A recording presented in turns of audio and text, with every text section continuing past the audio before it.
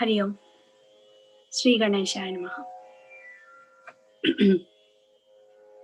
गुरुदेव तव महनीय कृपा, गुरुदेव तव महनीय कृपा, मेरे जीवन का अवलंबन है, मेरे जीवन का अवलंबन है, बस एक यही मेरा बल है, बस एक यही मेरा बल है, गुरुदेव तवा महनीय कृपा, गुरुदेव तवा महनीय कृपा, अज्ञान भरे संशय से भरे, अज्ञान भरे संशय से भरे, विपरीत विचारों से भी भरे, विपरीत विचारों से भी भरे, मन के अंधकार को दूर करे, मन के अंधकार को दूर करे, वचनामृत से तव बोध कृपा, वचनामृत से तव बोध कृपा, गुरुदेव तव महनीय कृपा, गुरुदेव तव महनीय कृपा, पल पल पग पग जीवन पथ पर, पल पल पग पग जीवन पथ पर, गुरु साथ मेरे रक्षक बन कर, गुरु साथ मेरे रक्षक बन कर, बिसरो न कभी यह प्रेममयी, बिसरो न कभी यह प्रेममयी, आनंदमयी भवदीय कृपा, आनंदमयी भवदीय कृपा, गुरुदेव तव महनीय कृपा, गुरुदेव तव महनीय कृपा, महनीय कृपा, महनीय कृपा।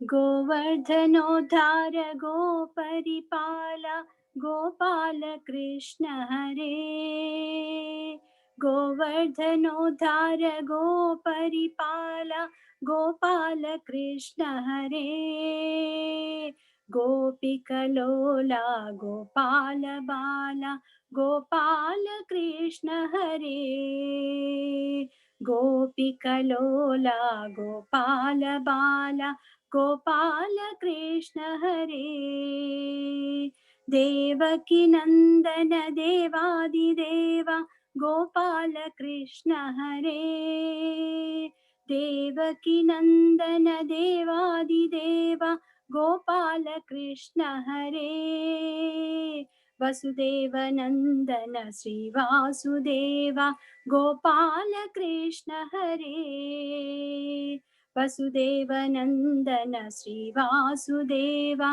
गोपाल कृष्ण हरे,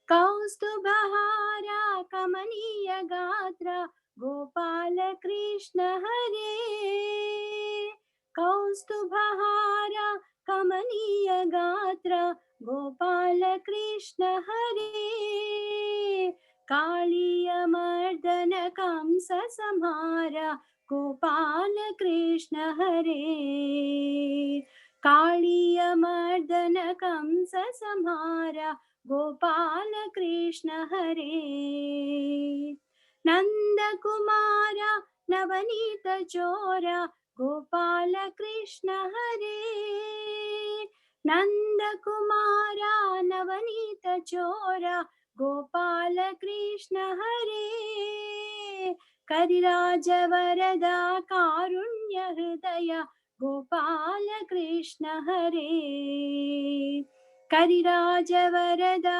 कारुण्य हृदय गोपाल कृष्ण हरे मंदर गिरिधर महित विचार गोपाल कृष्ण हरे मंदर गिरिधर महित विचार गोपाल कृष्ण हरे मुनिजन वन्द्या मोहन रूपा गोपाल कृष्ण हरे मुनिजन वन्द्या मोहन रूपा गोपाल कृष्ण हरे गोवर्धनोद्धार गोपरिपाल गोपाल कृष्ण हरे गोवर्धनोद्धार गोपरिपाल गोपाल कृष्ण हरे गोपिकलोला गोपाल बाला गोपाल कृष्ण हरे गोपिकलोला गोपाल बाला गोपाल कृष्ण हरे भक्त मंदारा भव भय दूरा गोपाल कृष्ण हरे भक्त मंदारा भव भय दूरा गोपाल कृष्ण हरे पन्नग शयना पंकज नयना गोपाल कृष्ण हरे पन्नग शयना पंकज नयना गोपाल कृष्ण हरे भुवनाधारा भोगेन्द्र शयना गोपाल कृष्ण हरे भुवनाधारा भोगेन्द्र शयना गोपाल कृष्ण हरे सुर परिपाला सुर संहारा गोपाल कृष्ण हरे सुर परिपाला सुर संहारा गोपाल कृष्ण हरे वेद विनोदा वेदांत वेद्या गोपाल कृष्ण हरे वेद विनोदा वेदांत वेद्या गोपाल कृष्ण हरे वेद स्वरूपा वेदांत लक्ष्या गोपाल कृष्ण हरे वेद स्वरूपा वेदांत लक्ष्या गोपाल कृष्ण हरे सरबिंबु वदना शतमन्मथ समा गोपाल कृष्ण हरे शरबिंबु वदना शतमन्मथ समा गोपाल कृष्ण हरे पावन चरिता पालित भक्ता गोपाल कृष्ण हरे पावन चरिता पालित भक्ता गोपाल कृष्ण हरे करुणाल वाला कांचन चेला गोपाल कृष्ण हरे करुणाल वाला कांचन चेला गोपाल कृष्ण हरे शिष्ट जन रक्ष दुष्ट जन शिक्ष गोपाल कृष्ण हरे शिष्ट जन रक्ष दुष्ट जन शिक्ष गोपाल कृष्ण हरे आनंद रूपा भय प्रदाता गोपाल कृष्ण हरे आनंद रूपा भय प्रदाता गोपाल कृष्ण हरे पाहि गोविंद पाहि मुकुंद गोपाल कृष्ण हरे पाहि गोविंद पाहि मुकुंद गोपाल कृष्ण हरे गोवर्धनोद्धार गोपरिपाल गोपाल कृष्ण हरे गोवर्धनोद्धार गोपरिपाल गोपाल कृष्ण हरे गोपिकलोला गोपाल बाला गोपाल कृष्ण हरे गोपिकलोला गोपाल बाला गोपाल कृष्ण हरे गोपाल कृष्ण हरे गोपाल कृष्ण हरे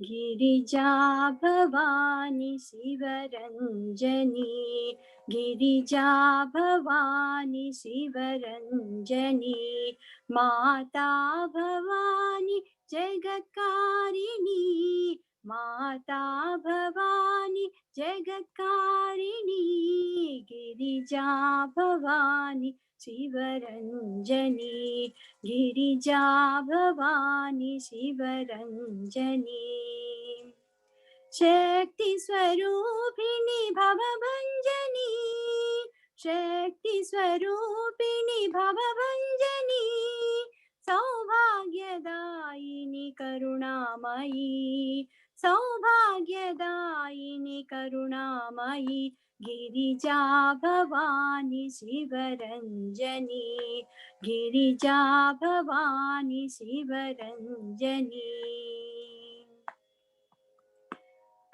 अम्ब परमेश्वरी अखिलाण्डेश्वरी अम्ब परमेश्वरी अखिलाण्डेश्वरी आदिपराशक्ति पालय माम् आदिपराशक्ति पालय माम् श्रीभुवनेश्वरी राजराजेश्वरी श्रीभुवनेश्वरी राजराजेश्वरी आनन्दरूपिणी पालय माम् आनन्दरूपिणी पालय मां गिरिजा भवानी शिवरञ्जनी गिरिजा भवानी शिवरञ्जनी माता भवानी जगत्कारिणी माता भवानी जगत्कारिणी गिरिजा भवानी शिवरञ्जनी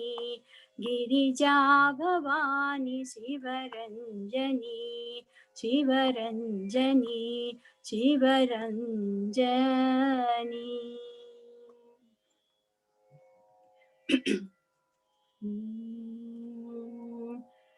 नमः शिवाय ॐ नमः शिवाय हर हर बोले नमः शिवाय ॐ नमः शिवाय ॐ नमः शिवाय हर हर बोले नमः शिवाय ॐ नमः शिवाय ॐ नमः शिवाय हर हर बोले नमः शिवाय ॐ नमः शिवाय ॐ नमः शिवाय हर हर बोले नमः शिवाय रामेश्वरा शिव रामेश्वराय हर हर बोले नमः शिवाय रामेश्वरा शिव रामेश्वराय हर हर बोले नमः शिवाय ॐ नमः शिवाय ॐ नमः शिवाय हर हर बोले नमः शिवाय ॐ नमः शिवाय ॐ नमः शिवाय हर हर बोले नमः शिवाय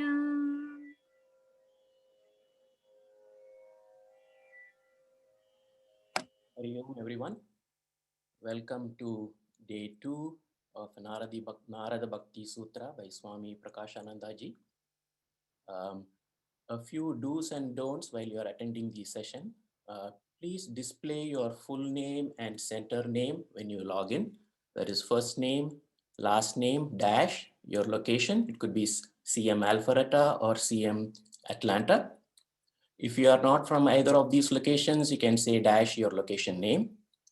Please keep your video on the entire time so that the Swamiji can see you, and also for security reasons. Use speaker view to have the best experience. Stay on mute during the lecture to reduce disturbance. Please do not scroll through the screens and please don't walk around with the camera on. Okay.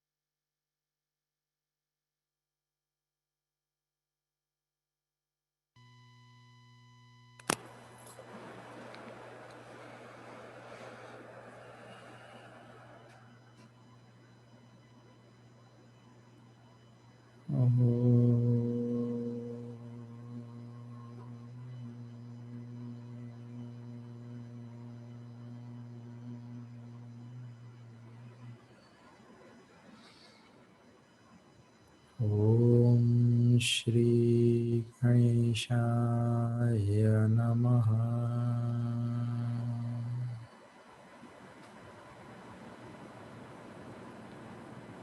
Om Shri Saraswati Namaha.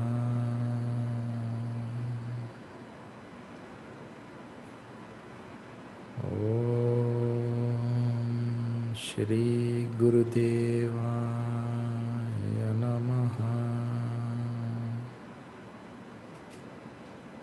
Om Sahana Vavatu Sahano Bhunaktu Sahaviryam Karavavahai Tejasvinavadhitamastu ma vidvishavahai.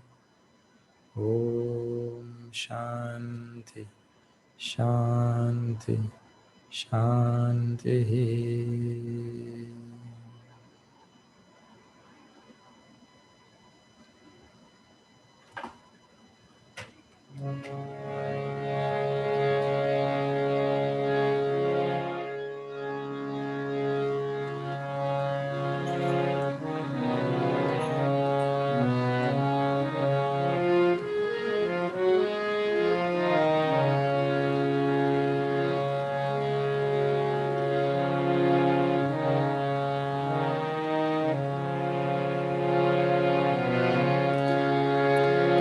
Hare Ram, Hare Ram, Ram Ram, Hare Hare, Hare Ram,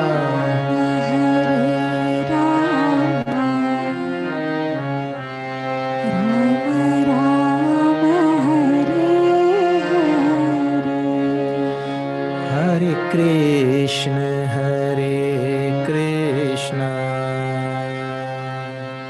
Krishna Krishna, Hare Hare,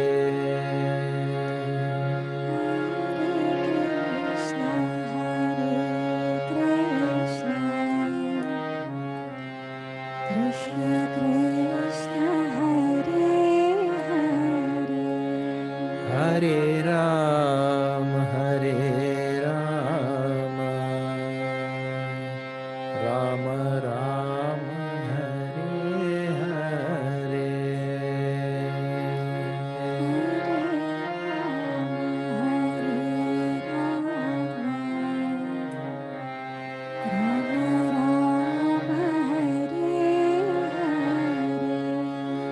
Hare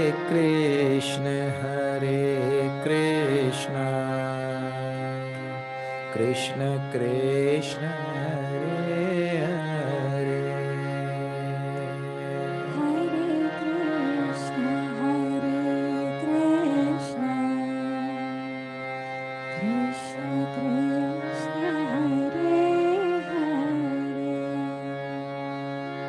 Hare Ram, Ram Ram, Hare Hare,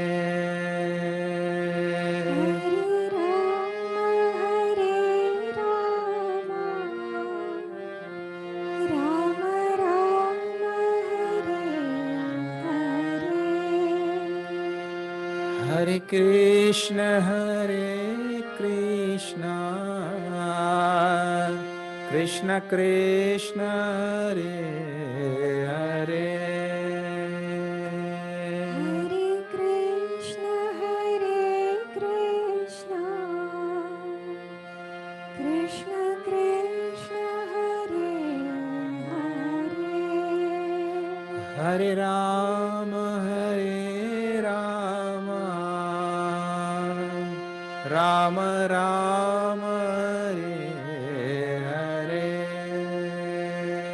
Hare Rama, Rama Rama, Hare Hare. Hare Krishna, Krishna Krishna, Hare Hare. Hare Krishna, Krishna Krishna, Hare Hare. Hare Rama, Rama Rama, Hare Hare. Hare Rama, Rama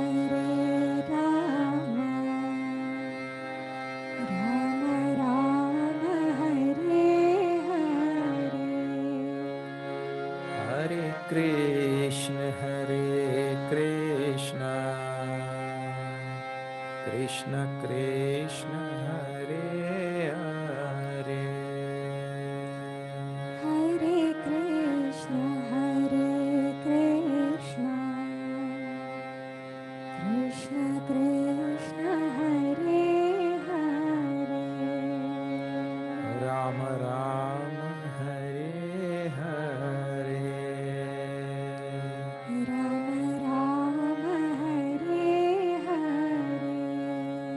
Krishna Krishna, Hare Hare. Krishna Krishna, Hare Hare.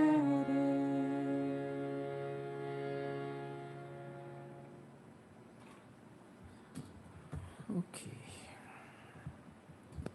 For those who are joining us tonight for the first time, we are seeing Narada Bhakti Sutras. A very special welcome to all of you, wherever you are listening from, wherever you are joining from. I told also that the Narada Bhakti Sutra, if you see, Satvasmin Parama Prema Rupa, in the beginning itself, is describing bhakti or devotion at its highest level. Bhakti or devotion ordinarily is something else, right? But here it is being described at the highest level possible. And where does it rest? Well, it rests on a very, very ancient truth, which is expressed in our Brihadaranyaka Upanishad also. That we love anything in this world not for the thing's sake. We love that thing for the Atma's sake, for our own self. And that is not so easy to understand, but you have to reflect a little bit, because it sounds like a far-fetched statement of the Brihadaranyaka Upanishad. But Atmanah tu sarvam priyam bhavati. For the self only, all things are loved. And what is the meaning? Please dwell on this in your spare time. Yeah, I'm dwelling on in this class a little bit, but you have to reflect on this at length. See, our claim ordinarily is I love this, I love that, I love the other thing. So many things we love. We have prem, love for this thing or that thing. And some claim that they have love for God also. But in all of that, in the final analysis, when we think, we'll realize that the human being loves something only if that thing gives joy. Please remember this is irrefutable truth. We love something only if it gives joy. That may be anything. Do you know there is something called, what is that? Some some some people are called like sadist. Have you heard that? Sadist. So when we beat them, they get joy. But in the final analysis, what is the value? The value, they have a value for joy. Yeah. So our measuring rod for everything in this universe is the joy-giving content of that thing. And if it gives joy, we love it. And if it doesn't give joy, we don't love it. Like that. Huh? This is a simple equation thing. So then, when we love something, really, does the thing feel the joy or do I feel the joy? I feel the joy. That becomes my measuring rod. See, the joy and the love now, which results from that, is felt only by me, not by the thing loved. You see? And that includes God. Because in the ordinary sense of the word, there is Bhakta and there is Bhagavan. Correct? There is Bhakta and Bhagavan. There is a duality there. So this is ordinarily speaking. And the Bhakta loves Bhagavan. And because he loves Bhagavan, he gets joy.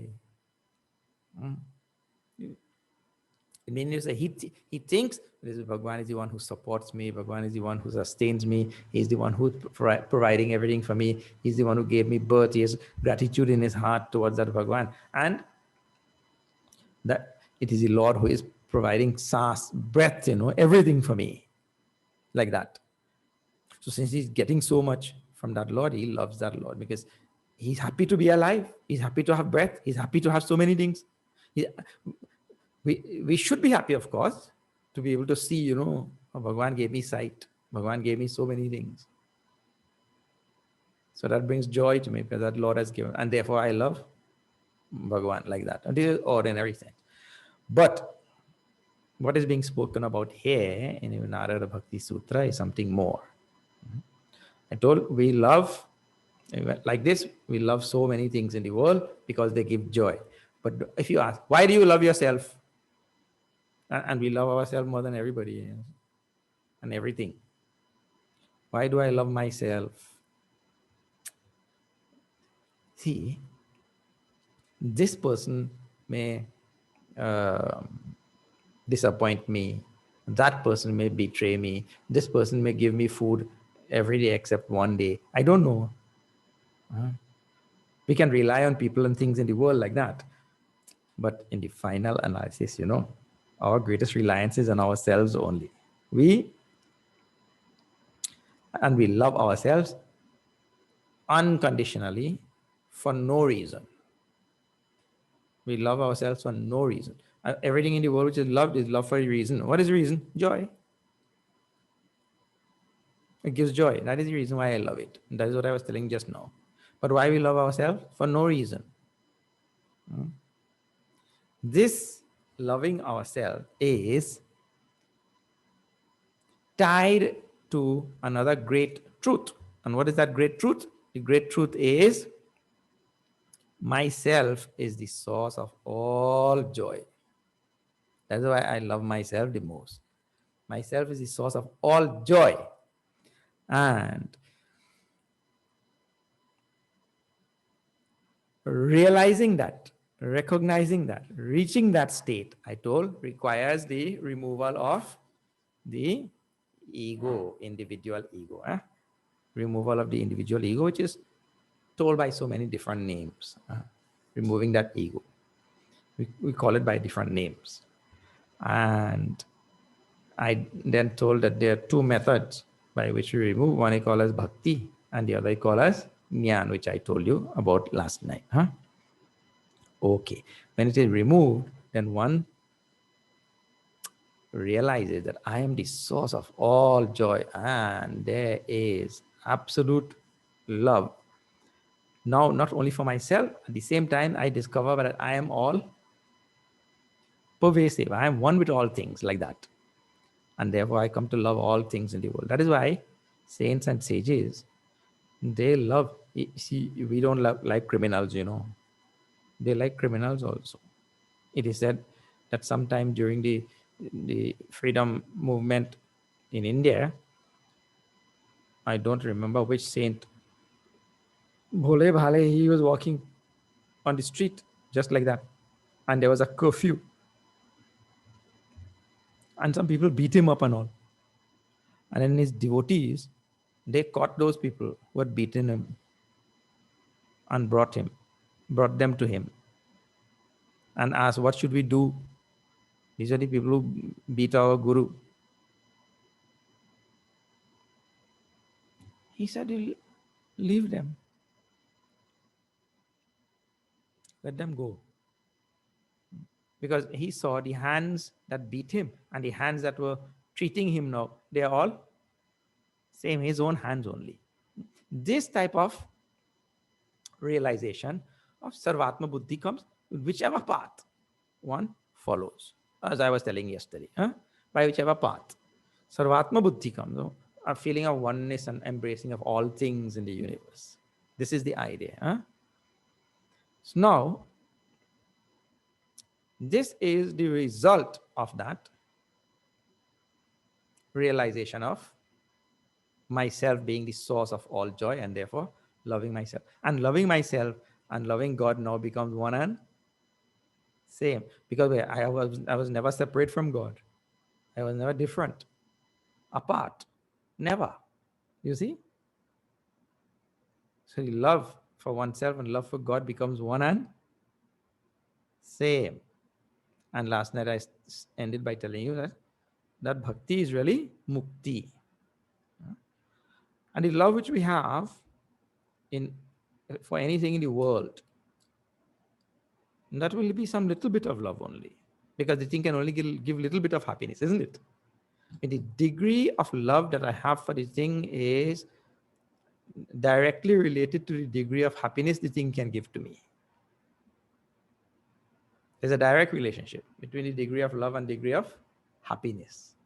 But now if I discover the ocean of happiness, what will be the extent of my love? That's like Parama Prema Rupa. And the result we started seeing, what will be the, really after that, I told you, it is Parastuti only. What will happen to that devotee? And we saw, I think we finished number 4, isn't it? Yallabdhva Puman Siddho Bhavati. Amrito Bhavati. Tripto Bhavati. That we finished? Okay, now we have to go to Sutra number 5. See this. I will chant. Actually, see, you may call it Phalastuti. What is that's after having reached that state of Sarvatma Buddhi. I mean, what exactly he experiences, such a devotee. Now number 5, continuing. Yat prapya Yat prapya na kinchit vanchati na kinchit na vanchati kinchit vanchati na kinchit na vanchati shochati na na shochati dveshti na dveshti na ramate na ramate na utsahi bhavati. na utsahi bhavati. Yat prapya means having reached that state, having attained that state of true devotion. True devotion means what? No. Infinite love. That is the idea you'll have to say. Parama prema means of infinite love. Having reached that state where, and see, don't think it as selfish thing. He loves himself the most. That love is accompanied by an understanding that I am the self in all things. Bhagavan says, "Na, I am the knower in all the kshetras, sarva kshetreshu. In all kshetras, I am the knower, the one who is there. And Jiva and Ishvara are not different also. They are one and same. So he comes, it is not, otherwise what happened many times when people study this, people who are, those who are neophytes and those who are newly introduced to all of this, I discover I love myself the most.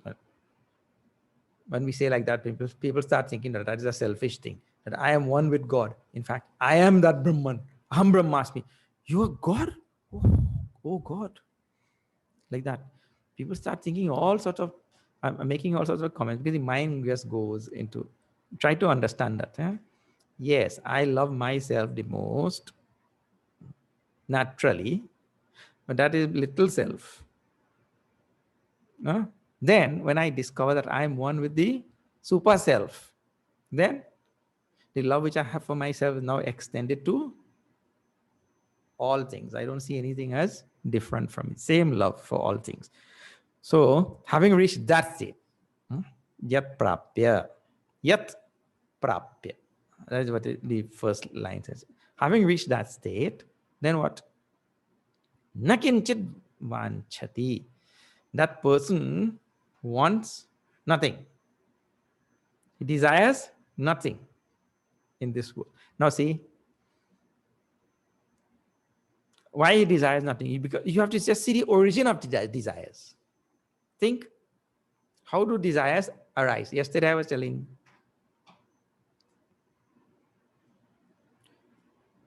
Bhagavan Shri Krishna in Bhagavad Gita also tells, Dhyayato Vishayan Pumsaha Sangasteshu Upajayati.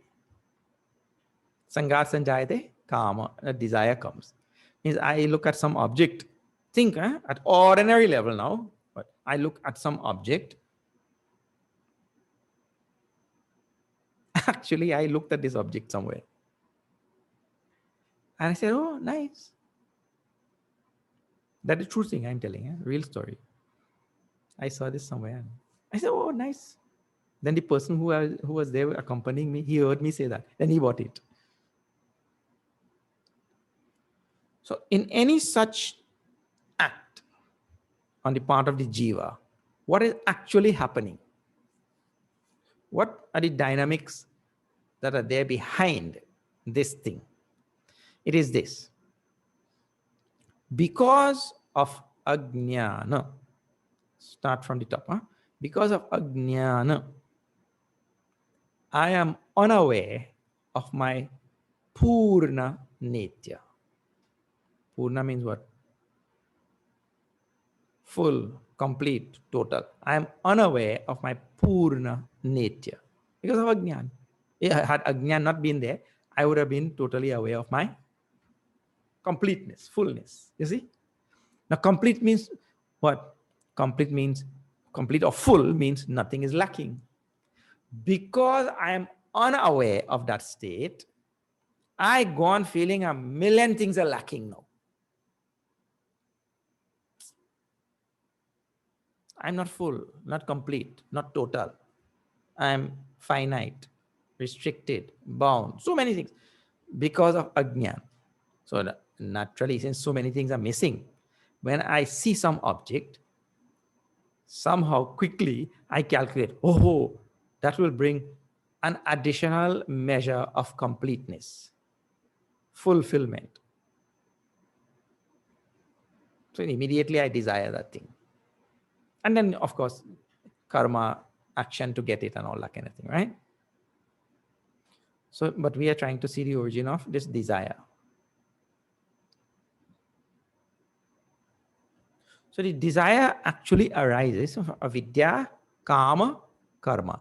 The desire actually arises from avidya because the avidya is really veiling my true nature, which is purnatvam.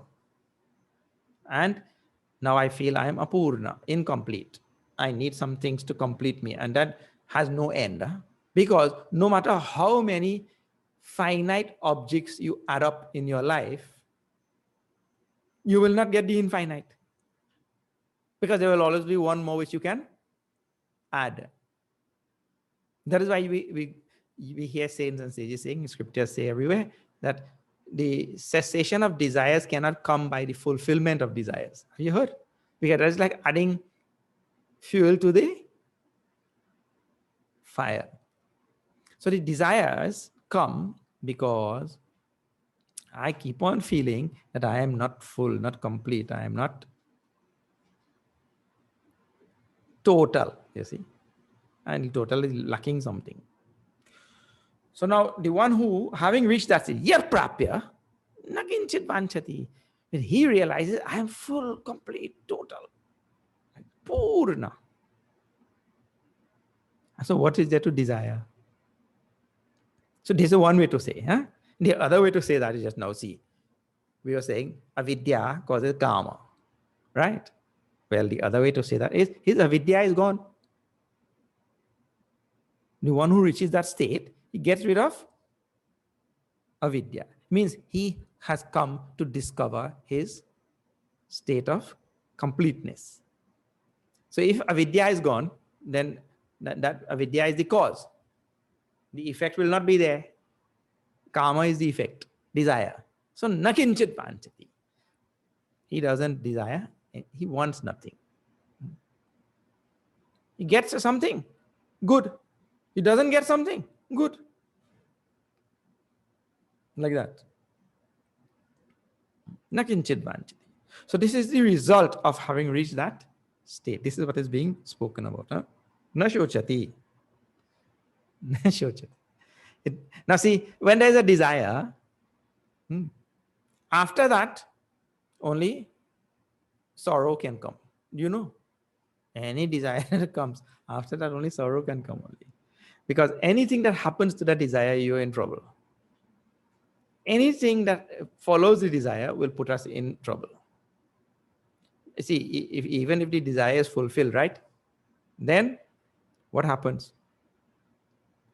We want second one, third one, fourth one. Like for example, you see a nice ice cream shop and you go and you try. Somebody tells you that that ice cream shop has really, it is really homemade. And it has real fruits. And you go there and you ask, I want tanka bean ice cream. Actually, I got somewhere. Now, those of you who are listening from Atlanta, you have no clue what tanka bean is. But you say, I want chiku ice cream. Chiku, you will know. Right? And then you try that thing and it's so good. Now, when you say it is so good, next day you are passing in front of an ice cream shop, you will pass straight without stopping. No. We'll stop there. And we do that a few times. And after a few times of doing, that car stops there by itself.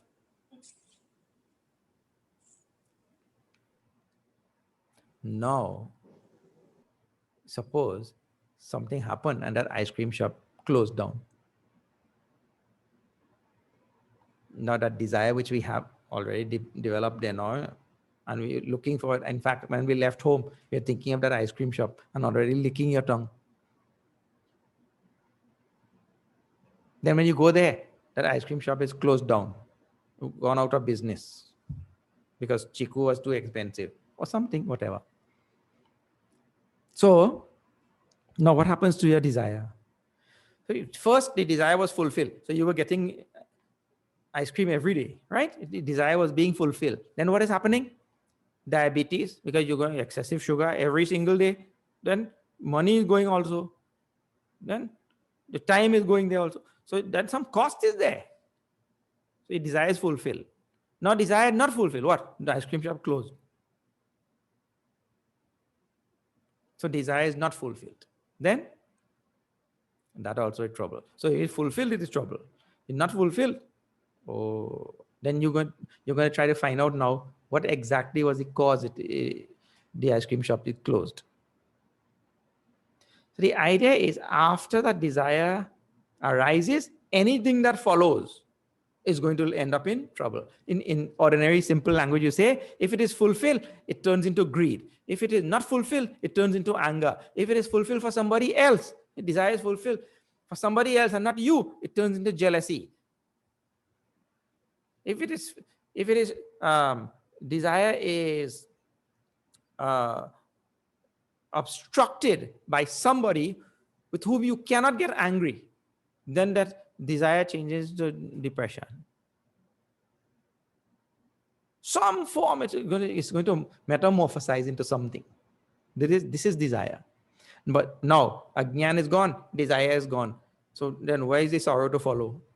Na shochati. He has no sorrow. No sorrow comes to him thereafter. Actually, the sorrow was what? The sorrow really is tied to apurnatvam, feeling of limitation. The sorrow is tied to that thing. All feeling of limitation leads to some. See, if I desire something, I'm limited in some way, means I am without that thing. I'm bereft of that. Everybody has shoes. I have no shoes.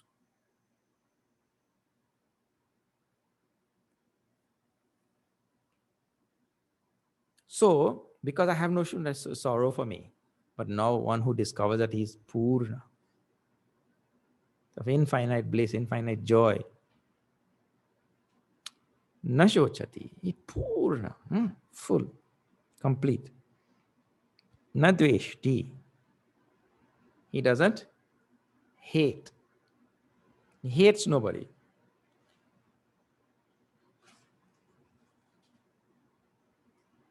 Nashochati, Nadveshti, feels no enmity. Guru, this word is enmity. Nadveshti. Adveshta sarva bhutana. Most of these qualities you will see in 12th chapter of our Bhagavad Gita. So, no, see, even if your finger pokes your eyes and your eye pokes your eye and your eye pains for 2 days, even if it pains for 2 days, you still don't get angry with your finger. Isn't it? 2 days my eyes are paining and the finger poked. But we never get angry with that finger and hate that finger. You fellow, you poked my eye. I'll cut you off. Who says? Nobody says. Why? Because there's a complete identification with all parts of the body. The eye is just as much me as my finger is me. That is the idea. Huh? Both are just as much me. In the very same way, one who reaches this state, yat prapya, one who reaches this state, because he has come to identify with all things. So this body is me just as any other body is me, or any other thing in the universe is me. Then where is there room for hate then? Just as there's no room for hate of the finger that poked the eye, there's no room for hate of anything in the world. One Mahatma was sitting under a tree and police were chasing some burglar. Burglar is correct English word, na? Yeah. So that burglar came with that bag of loot. Loot? He came with a bag of loot. And he realized, well, the police is very close, So he left that loot on the lap of that Mahatma. So when police turned the corner and came there, now they saw this loot with this Mahatma. So they caught him. Mahatma has no hatred or love. Like Bhagavan says, no, in Bhagavad Gita, Samoham sarva bhuteshu name dveshyosti na priyaha. No hatred or love for burglar, no hatred or love for police officer also. They took him. Next day, they produced him before a judge. So the judge said, so you stole that bag of loot. Loot is not correct word. Loot. So he said, Your Honor, by grace of Bhagavan Ram, I was sitting under a tree. By grace of Bhagwan Ram, a burglar came there and deposited a bag of loot with me. By grace of Bhagwan Ram, the police caught me. By grace of Bhagwan Ram, they put me in jail.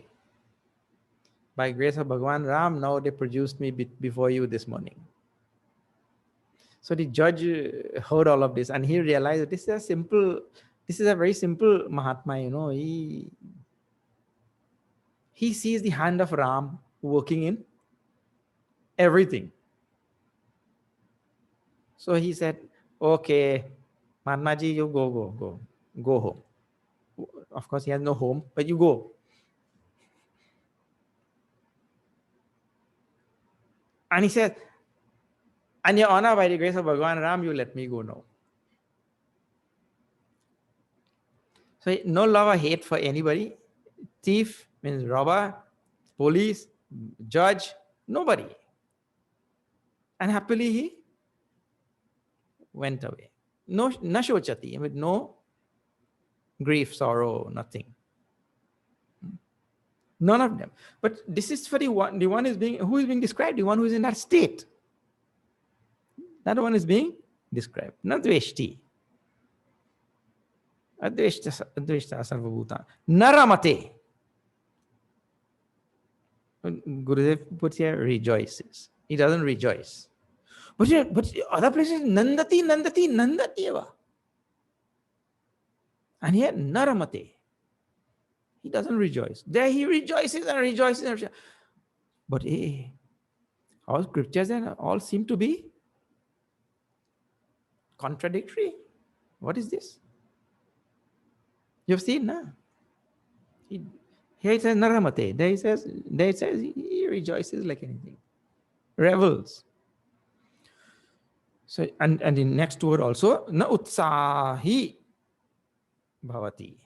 There is no great enthusiastic feeling about anything in the world.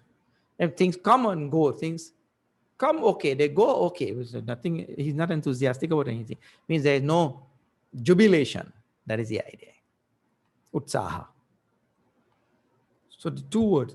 And then at other places, he's rejoicing all the time. So these two words seems to be, he's like, very calm, very, it appears as though unfeeling. But it is not like that. So why the scripture is telling there at one time he rejoices, Nandati, Nandati, Nandatyeva.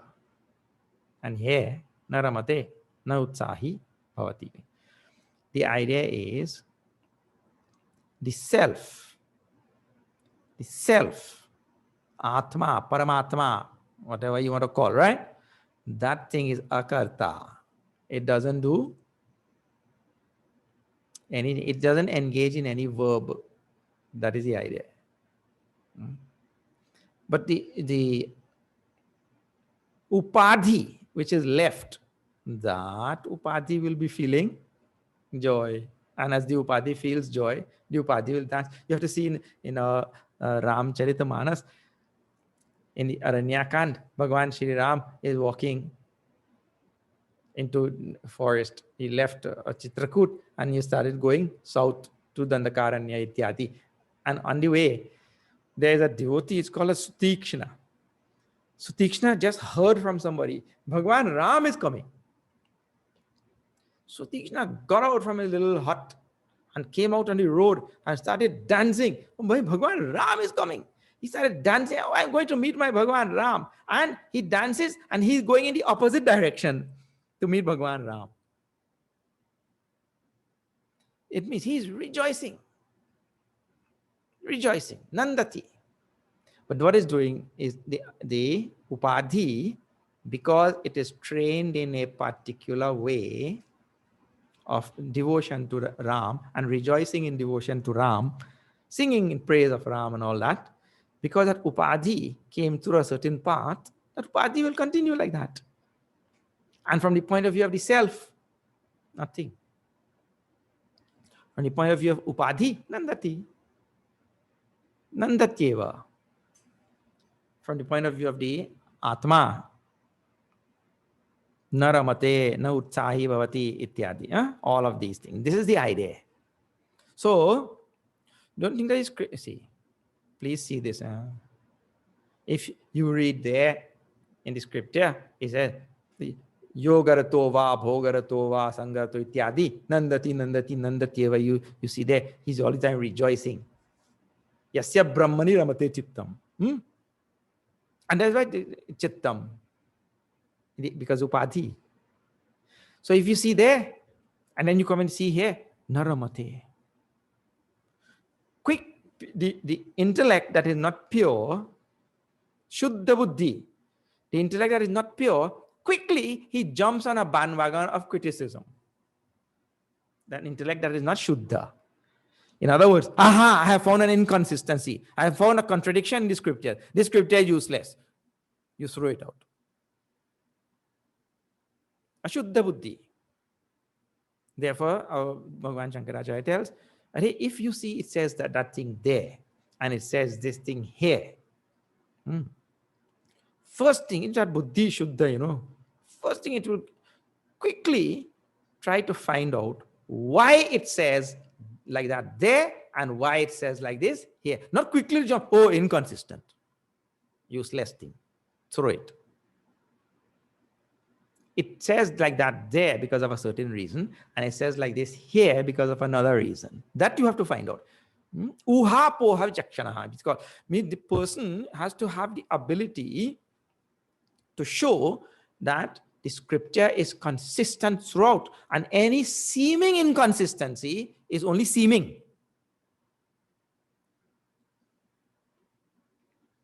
So, though it may look like naramate, doesn't revel. What translation? Doesn't rejoice. And there rejoices, revels. Okay, so this person, this great devotee who has come to understand the nature of the self. And see, understand the nature of the self. It sounds like we're talking about jnana. But we are talking about jnana. At this level, jnana and bhakti, one and same,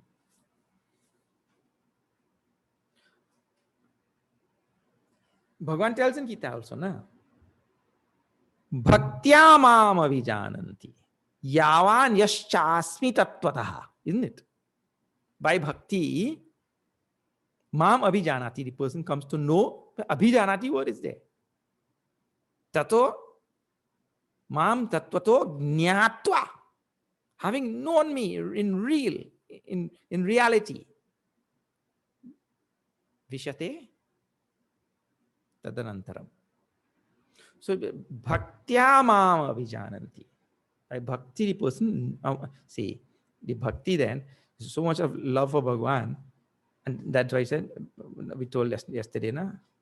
Tat prasadat.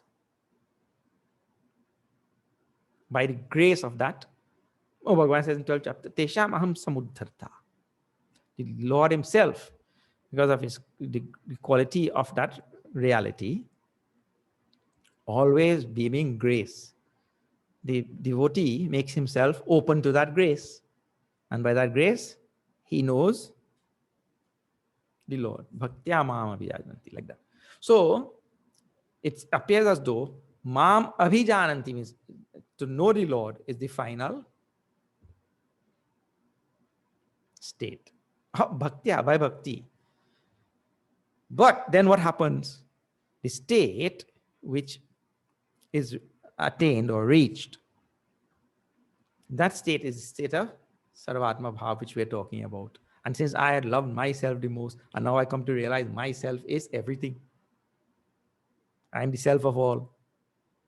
Then he loves all things. So now you don't know if it's a state of jnana or a state of bhakti, isn't it? It's a state of both. So he loves all things. That person, and here also you will see, yaj jnatva, see the next one, because the word jnatva is coming. Even though it is a sutra, there are sutras on bhakti, The jnatva word, mam abhijananti. Jna, to know, in Sanskrit. These words are coming there in Gita, here also. This word is coming. Because there's a big question all the time about the relationship between bhakti and jnana. So it is like this. The person finds out that this is my brother. There was a person standing next to me. He's my long lost brother. I did not know. It's like those Hindi films, Ram or Sham or Sita or Gita and all this, the same thing.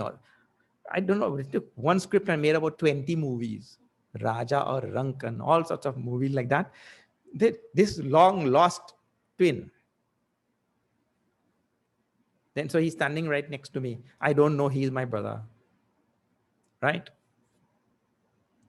So then what happens? Here, somebody comes and tells, and the knowledge comes. When knowledge comes, then what happens? The knowledge was lacking before, absent.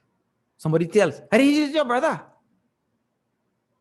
So when the person tells, and that knowledge, removes that ignorance, then what happens? Oh, my brother. Then how much love? Before that, you were not having any love, if you had an ice cream, hey, you wait, I'm eating my. Now, if you have an ice cream and you realize it's your brother, you'll give him. So someone love immediately comes. So in this type of thing, we say, oh, the knowledge led to love. It's like the knowledge led to love. When the knowledge comes that I am one with all things, and the same love I had for myself, now I have for all things. So it appears like that now, that this knowledge is the cause for devotion. This appears like that. And then Bhagavan says, Bhaktya mam abhijananti. By devotion, one comes to know me. So the idea is, when Bhagavan uses such a phrase there, he means to say bhakti as a sadhana, which we will see just now. Bhakti as a sadhana. What is being spoken about here? Not bhakti as a sadhana. This is bhakti at the highest level, where there is realization of one's own self and the self of all things, being the self of all things. This is the highest form of devotion, Parama Prema Rupa. Okay, so now, see, this is last sutra, I think, in this section. Then our other section, which we'll see, is bhakti as sadhana, that those numbers. And I chose those numbers because if we read about a state and we study a state, that doesn't mean that you have reached that state, isn't it? If you read about sugar and you see the chemical formula for sugar, sucrose or glucose or whatever it is, they used to make us study all of these things. So then, do you get the taste of sugar? No, you may study how much ever you want in the lab or in chemistry class, but that will not bring any sweetness to you unless you taste the sugar. So we are studying bhakti and all at the highest level, this, that. But really, some bhakti sadhana has to be done. So then we'll see that. But here in our last sutra now, again,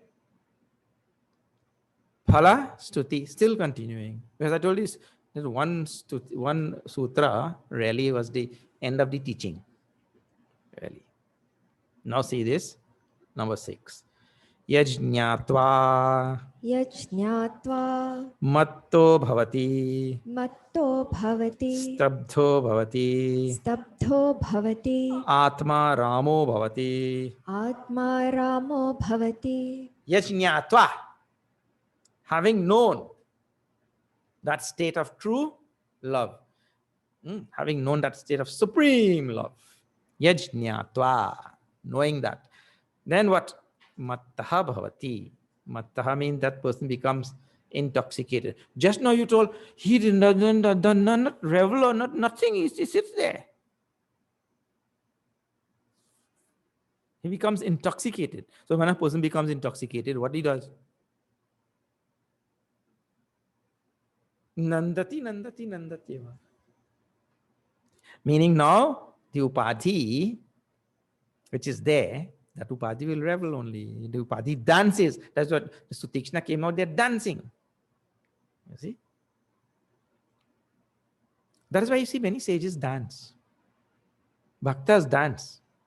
Jnani, oh, he sits there, unmoving. Bhaktas, those who do bhakti sadhana and come through that path, they dance like anything. So mattaha bhavati, because they got intoxicated. Intoxicated with love for God. Mattaha bhavati, stabdhaha bhavati. Stabdha, Gurudev says, he becomes silent, peaceful. Stabdha. Unmoving, silent, peace. So you see, the sutra also is jumping from the upati, which is reveling, to the inner self, which is stabdha, unmoving. Atma Ramo Bhavati. And he revels, or he becomes united in the self. This is translation here. It means he revels in the self. The reveling of the antakarana, the reveling of the upati, is what is a reveling in the vastness and fullness of the self. It is not a reveling in any particular object. That is the idea. See, reveling in the self. Atma Ramo Bhavati. This is the idea. Huh? Okay, so now the person who has reached this state of the highest devotion was come to, means remove the facade of the ego either through jnana or bhakti and realize his own true self. This is the description of that person. It's like in our Bhagavad Gita, just Sthita Prajna Lakshana is given there. You see? Because just now we saw Nakinchit Vanchati. So same sort of ideas which are there. Sthita Prajna, he is. And his qualities are being described. Now, I told you, if we have studied a particular state, that doesn't mean to say we have reached that state. That is like only reading the map, isn't it? You read the map. Okay, I'm now located here in central Trinidad, and I want to go to our Tapovan ashram. So you read the map, you go like this, you go like this, and you go there. That's actually how we go, like this, this, and there. So if you do that with your hand on the map, and you go there, and you put that, what is that? Pin drop there. That means you have reached Tapovan ashram or what? You have not reached anywhere. So it's nice to study, but then some sadhana will have to be done. I had once gone to Himalayas. So then there I saw some Mahatma. So when he saw that lungi and kurta and all, he asked, "Arey, Brahmachari ji, aap kahan ke?" I said, "Bhaiya, मैं मुंबई के हूँ, चिन्मय mission के ब्रह्मचारी है. I am from Chinmay mission." अच्छा ठीक है, old man है, old साधु. कुछ साधना करो, जाओ. He said, "You do some sadhana, now go." So this sadhana is a very, very important thing. Because reading something intellectually and understanding all that doesn't really mean much. Means in terms of reaching there. Sadhana will have to be done. So then we have to see now from number 34, right? Now let me see if I can get number 34.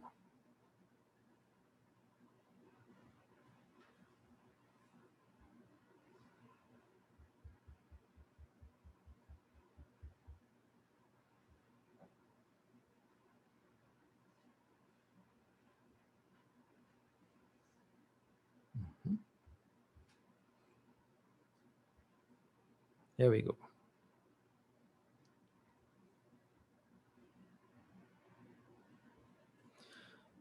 And I think in the next few days, we'll see this and then some other section also. Now see this number 34. Now there are many sutras in between. You please all go and read and all. But thereafter, Narada gives, he says, no, Shandilya says this is bhakti. And this one says this is bhakti. And like that, he tells what people say about bhakti. But first was given the highest form of bhakti and all. Huh? Those are the sutras in between this. And now we come to sadhana. Now see number 34 is up on the screen. Okay. Tasyaha Tasyaha sadhanani sadhanani gayanti gayanti acharyaha. acharyaha. Naradaji has a very peculiar way of presenting. It's very nice also. Something very typical of the Hindu tradition and the tradition of the rishis. What is that? The rishis never say, I say. The rishis always say, we say. Or the tradition says. Or the sages say, like that. Because the rishis realize, Gandhiji used to say, there is nothing new in the world really. There is nothing new in the world. All things are already there. All things are already being said by somebody in some form. You see? Everything is already been taught. Everything is taught by somebody already. There's somebody who has taught it. So, Naradaji realizes that anything that he's telling here about bhakti, he did not develop it.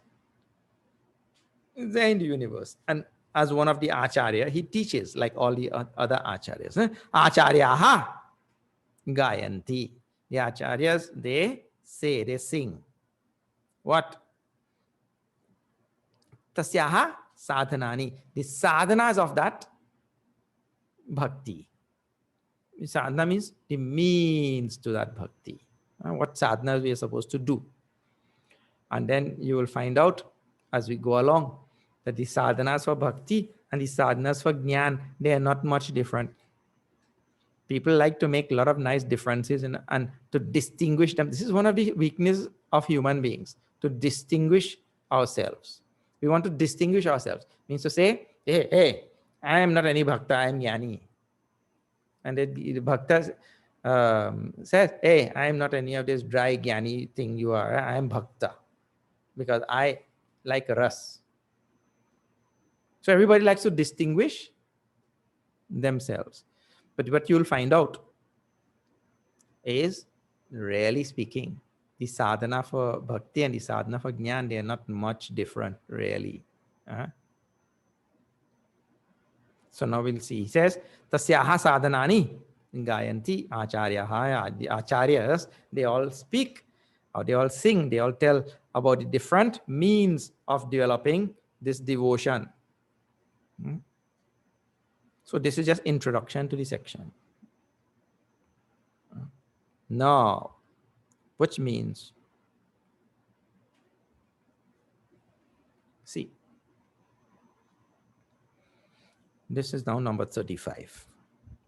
Tattu Tattu Vishayatyagat Vishayatyagat Sangatyagat cha. Sangatyagat cha. Now see, he says, Tattu, that indeed is the source of devotion or leads to devotion, or like that you will have to presume, leads to devotion or brings about devotion, or it is an aid on the path to devotion. What? If two very simple things and not very common. What is that? Vishaya Tyagat. By the renunciation of sense objects. Vishaya. Vishaya means sense object. Vishaya is a very interesting word. Vishaya and Visha. Visha in Sanskrit also means poison, you know. So the Vishayas come to poison us only. Vishaya Tyaga. And Bhagavad Gita in the 11th chapter, Bhagavan talks about, not 12th chapter. Tyagat Shanti Anantaram. By this Tyag, Shanti comes very fast. Ram Krishna Paramahamsa used to say that we should let go of the world with our both hands and hold on to Bhagwan with our both hands. And when we have some duty to do in the world, we still keep one hand on Bhagwan, and the other hand you free it up and you do your duty, and when it is finished, come back and hold again.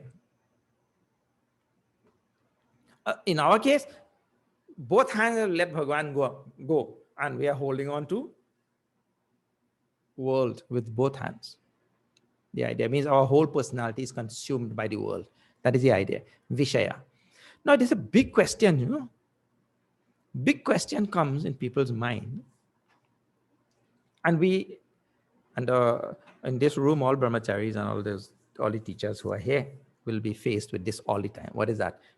People ask, Swami ji, I have all of these duties, household duties, take care of children, take care of job, cut the lawn, clean the window, cook meals, so many things. I have to go on doing all of these things, on all of these worldly things.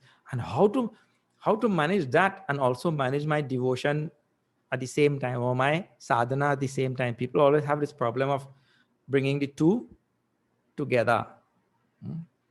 And here, now Bhakti sadhana requires Vishaya Tyaga. Householders ask all the time, Swami, Vishaya Tyaga, you know, by renouncing objects, sense objects and all that kind of thing. But I must go to Walmart and buy all these things, you know. I'm not advertising for Walmart. I'm just telling some example. I have to buy this thing. My blender went. Then I have to rush down to Walmart there, and then I have to look 10, 15 varieties of blenders. The Vishaya, right? And the mind goes like that now.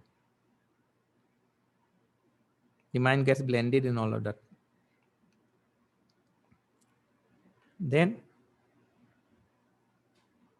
then the one clerk comes to help, or salesperson comes to help. No, this is a good variety. And your mind gets chakkar then now. Because in television, you saw one variety, and then this one is telling, no, this is better variety. That one always we have. No, people are returning that one. This one we never have complaint. So you see something on television, and not this person is telling some other complex about other things, is complicating your whole process of choosing. Hare Rama, where is Bhagwan in all of that? No, Bhagwan has gone out the door. You got so consumed and taken up with that thing there, and weighing options and all of that. And people like to actually be encouraged. I have options, you know. People say, I have options. What is Walmart? They sell all these cheap brand things. I'll go there. I have options like that. And Bhagwan is forgotten in that whole thing. Huh? Now see, Vishaya Tyaga, the renunciation of Vishaya, that is not possible for a householder, isn't it? How? You will give up all Vishaya? What you will live in a house with no blender, no vacuum cleaner,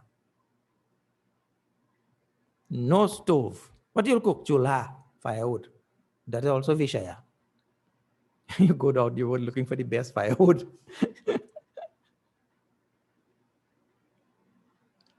It simply means that this thing, please see, that whether that object is there in my life at my disposal, or that object is not there at my disposal, my mind is still, I still have sthira buddhi. My mind is not moved this way, swayed that way, or disturbed this way, or disturbed that way. In other words, throughout your day, in all whatever you are doing, and you are interacting with all of these Vishayas, objects in your householder's life, and doing so many things, just make sure that your mind is tulyaninda stutirmauni. Tulyatvam is actually what is required. Means keep that balance, equilibrium, samatvam. Yes, this object will come and that object, so many things will come. Just make sure that the mind is not disturbed. This is one thing. Second thing, one approach. Because this question comes all the time. It's a Vishaya Tyaga. This is what is being described, or what is being told in the sutra. Huh? And you know that is not practicable. Or practical. I mean, it does not happen. It can't happen. I have to interact with Vishaya all day. So I maintain my balance. It comes, okay. It doesn't come, okay. My world should not be turned upside down because something did not come. Or something left. Some Vishaya. My world should not be turned upside down. You just remember, countless generations and people have never had a cell phone. Then one day your cell phone is not there. You're like a fish out of water. So don't get disturbed by that. And the Vishaya is there, the Vishaya is not there. Don't let your happy. Gurudev used to say, don't put the key to your happiness in somebody's pocket. We put the key to our happiness in Vishaya. So the Vishaya is there. It's okay. We can't just get rid of things in the world. They don't go. So there's one approach. Huh? Second approach, a very nice approach in Bhakti Marg also. I divinize everything. If you have to interact with any Vishaya, any object in the world, divinize it. This is my Bhagwan who is appearing as this thing. My Bhagwan is the one, because he is the one who, see, Isha Vasyamidam Sarva. Siya Ram mein sab jag jani. Siya Ram mein sab jag jani. Karo pranam jori jug pani. So I go there. The clerk is my Ram also. The salesperson, the blender, everything. Because Ram is the one who pervades all things. So divinize all things. So you're interacting with that Vishaya, all the various objects and all of that sort of thing, but with a higher understanding. Not to see it new, to see it anew, Gurudev used to say. To see that object anew. That this is my Ram also. So in Vishaya Tyaga, the practical nature of it is not possible. So a person just give up all objects. That is not possible. You'll give up your car tomorrow. What? No, you want a reliable car, no? You have to go to work every day. But this is what you have to do with regard to Vishaya. Sangat Tyaga, Tyagacha. Now, remember it says, this is sadhana, means to devotion. Means to devotion. So then you have to also think or figure out how this Vishaya Tyaga and Sangat Tyaga, how both of them will increase devotion or lead to devotion. That is the idea. You have to do some thinking. So how Vishaya Tyaga? See, before, I am depending for my happiness on the Vishaya. Isn't it? So this blender will make me more happy. Not that blender, that brand, kharab. This one will make me more happy. So you are depending on the blender for your happiness. And you know that those type of things, they have all sorts of outcomes. The factory makes 1,000 blenders a day. And of course, they will have a rate of defects. Like 10 in 1, oh no, not 10. 1 in 1,000 will be defective. And because of your prarabdha, that one comes only in your hand. Then, so that can happen. And now if you were depending on that thing for your happiness, then you knock your head on the wall. Kya prarabdha hai mera? What is my pride? Well, look at this thing. Of all the people who bought blenders, everybody before and after, I got the one. So, because you placed your happiness, the key to your happiness in that is what happened, isn't it? So place the key to your happiness in Bhagwan. That is the idea. So like this Vishaya Tyaga should make my mind turn towards the Lord. Oh, the other way to say that is, you see, yes, the blender which has the defect, the 1 in 1,000, I got it. Bhagwan is trying to teach me something. He sent this to me only because he's trying to teach me something. That you had placed the locus of your happiness in the wrong place. Like that. Or you owe the universe something. So you paid your $20 for the blender and then you lost. So you owed the universe like that. In whichever way, when that event happened, let the mind be turned to Bhagwan. With regard to all Vishayas, objects, something. And Sangatyaga. The Sangha word means attachment. Dhyayato Vishayan Pumsaha Sangasteshu Upajayate. Attachment by meditating on the Vishayas means all the objects of the world, looking, thinking, reflecting, pondering on objects only. Then what happens? Sangha, attachment for them. With attachment word which comes, and Sangha word is a very subtle word. Now please think about this thing a little bit. Sangha, attachment. Attachment means what? Attachment is a feeling, first of all, right? Correct. Feeling. What type of feeling? Feeling that if that thing goes from my life, if that thing is not there in my life, a part of my life will go with it.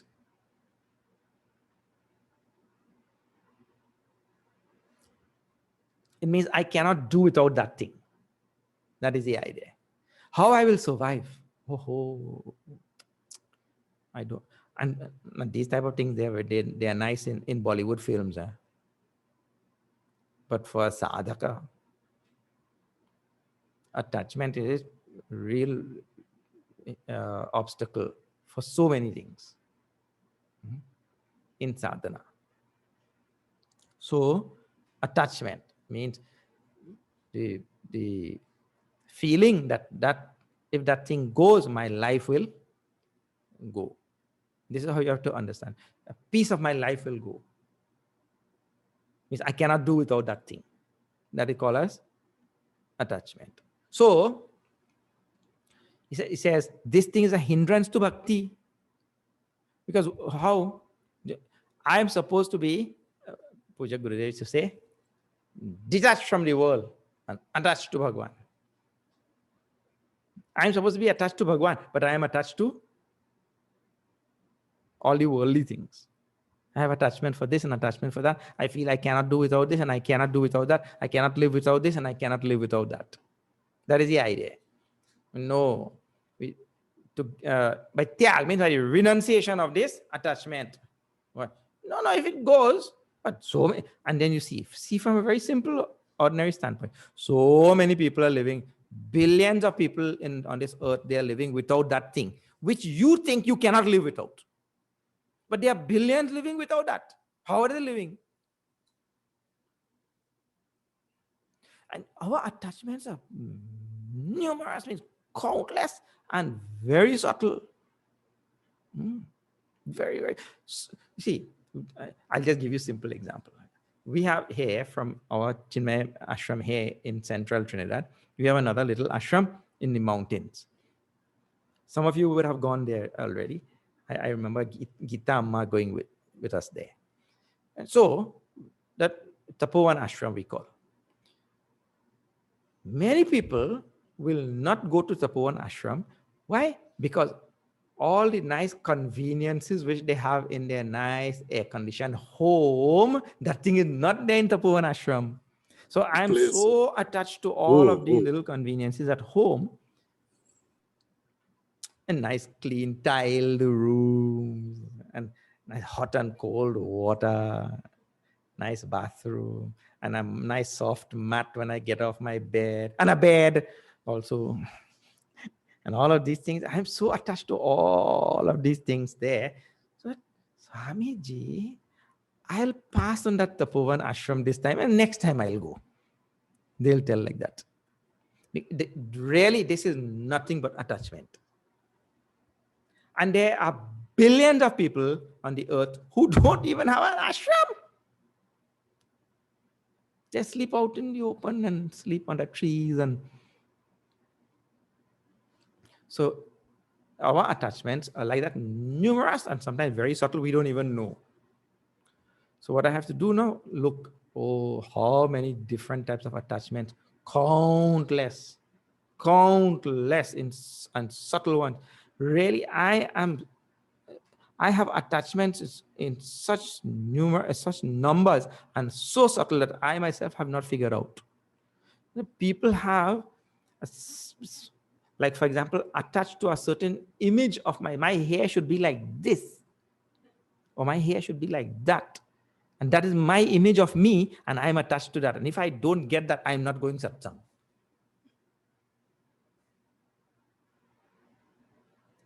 If my image of myself is not, if I cannot achieve that, today my hair is not sitting properly. So I'm so attached to that image of me. I cannot present myself in public like this. How I'll do that? And one fellow, he went to a barber and he told him, "Arey, barber means barber like this. Everybody is putting the part, this hair, parting their hair like this. Why should I do like everybody else? I want to be unique. You part my hair like this, from air to air. You make a part like this." Barber said, "Okay, you're the customer, Barber thought it was crazy, but you're the customer." So he made it. After 1 week, he came back. He said, "You remove that, make it back like that. Back to front." He said, "What happened? You didn't like that image of yourself?" No, not that image of mine. That image is fine. I'm tired of people whispering in my nose.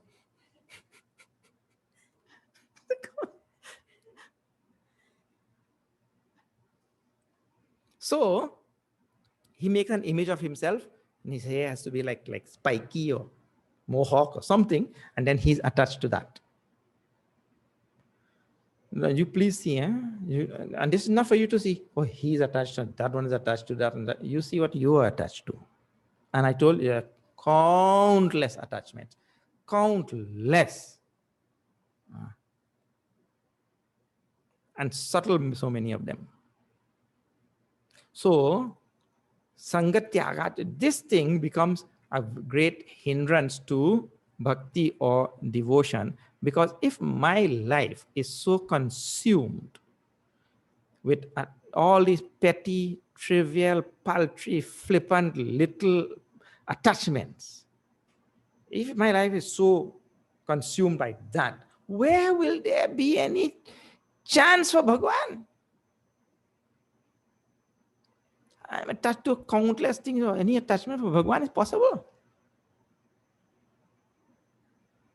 So I have to go on reflecting on my own life. Oh, I'm attached to this thing, I'm attached to that thing, I'm attached so many. I want it in a particular way. If you don't give me, whenever you put my salad, make sure you put the cucumber on the top.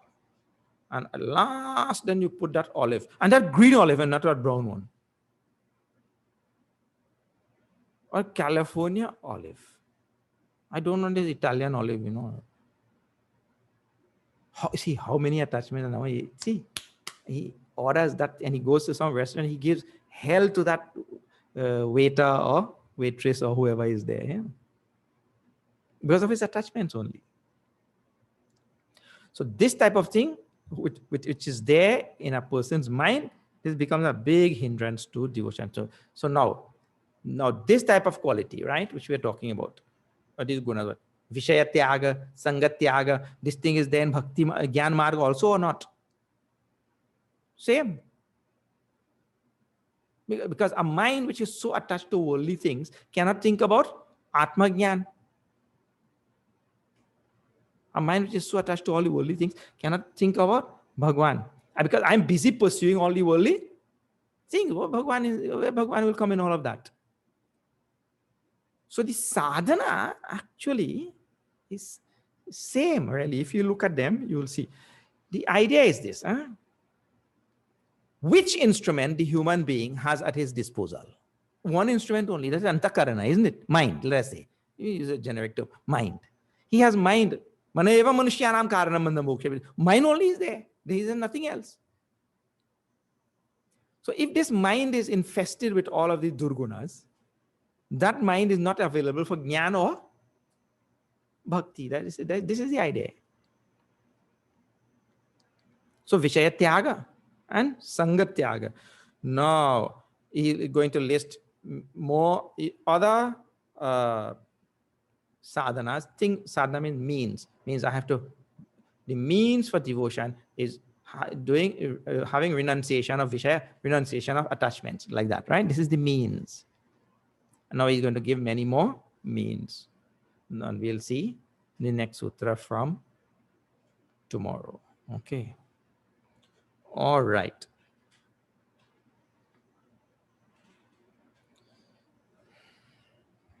Chant for 1 minute or 2 minutes.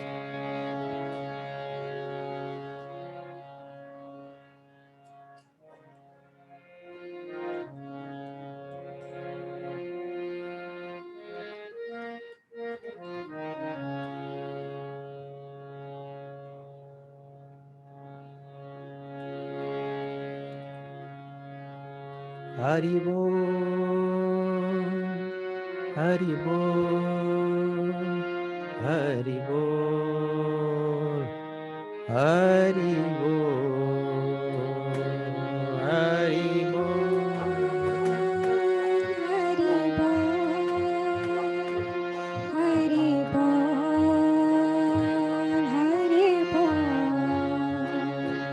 Hari Bol, Hari Bol, Hari Bol, Hari Bol. Hari Bol, Hari Bol, Hari Bol, Hari Bol.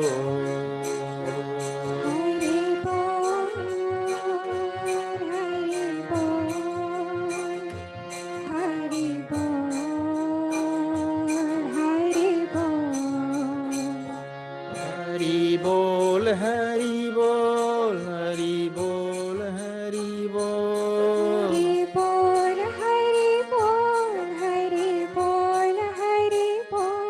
Hari Bol, Hari Bol, Hari Bol, Hari Bol.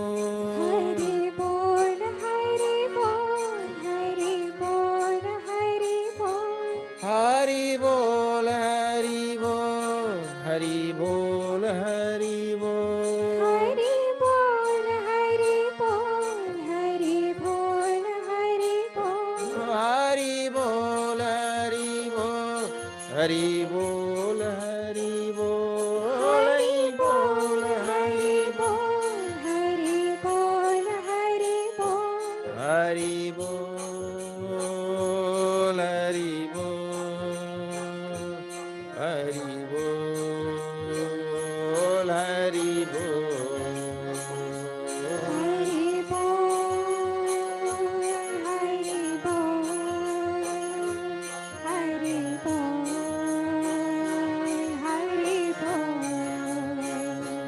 Hari Bol, Hari Bol, Hari Bol, Hari Bol.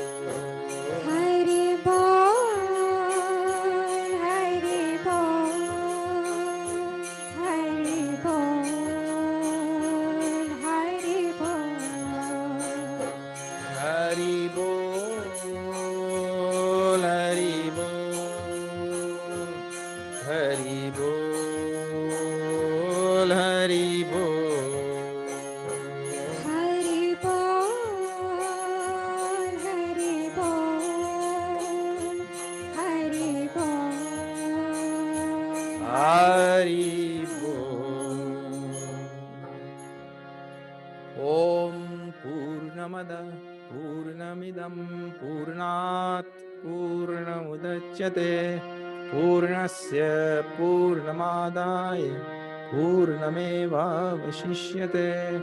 Om Shanti Shanti Shanti. Hari Om Shri Guru Bhyo Namaha. Hari Om.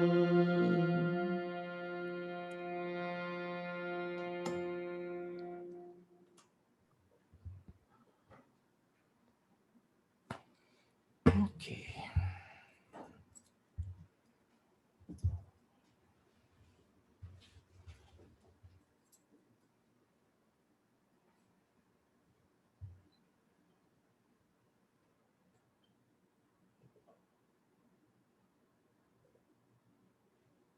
It was a very wonderful second day. Thank you.